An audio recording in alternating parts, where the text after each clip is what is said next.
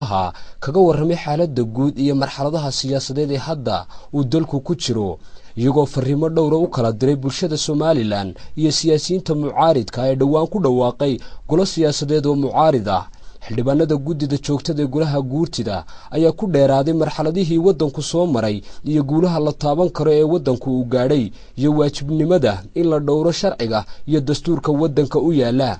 gudoomiyaha guddida joogtada ee golaha guurtida Xaaji Cabdikariin Cabdi Xuseen Cabdi Waraabe ayaa hadallo waana iyo talo waayeela u soo jeediyay ummadda reer Soomaaliland iyo siyaasiyiinta golaha samaystay hadalladiisina waxa kamid ah waa raggii soo halgamay waa raggii soo tabcay waa raggii dhibta la soo maray gobonnimada Soomaaliland haysato waa raggii cuur iyo curudba ku waayay waa raggii shalay shaqada wada hayay waa raggii cagaa ku soo u taagay inta halkaa la iga xaadiriyay waa intii ugu dhib badnayd degmadii iyo agoomihii iyo odayaashii jilicsanaa ha ku dhisteen ee idin ducaynaya ee nibcaysan ha ka daadinina nibcada xabad roodhi iyo koob shaaha ninkii cunaa Soomaaliland ee gidaarka seexda maanta liibaanba ku jira sidaynu magaalada ku soo galayna waa ogeeyay raggii u madaxda ahaaba ahaydeen intii soo dhibaatowsa ahayd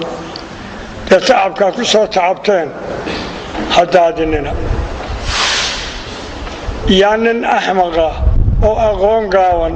dadku way isku dhex jiraa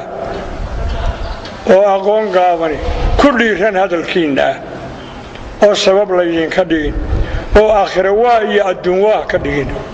walaalayaal inaydaan inta taagta daran ee ka mid ahay ee caruurtiya naaga ah ee agoomayn u badanahay agooma ah walaalayaal kol dambe inaan laga nixinin oo ergada yeeshaan ergaanu nahay ergalilaahi aanu nahay ilaahay yaa nugu og wax qaloocan oo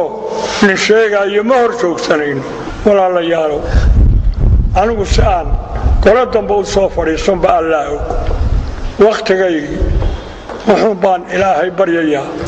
miyir qabeer soo ah in la ii yeero waa dhawaan baa la ii yeeraya xagga loo badnaa baan u dhowahay iyo xaggan waa idin ducaynayaa goluna waa idin ducaynayaa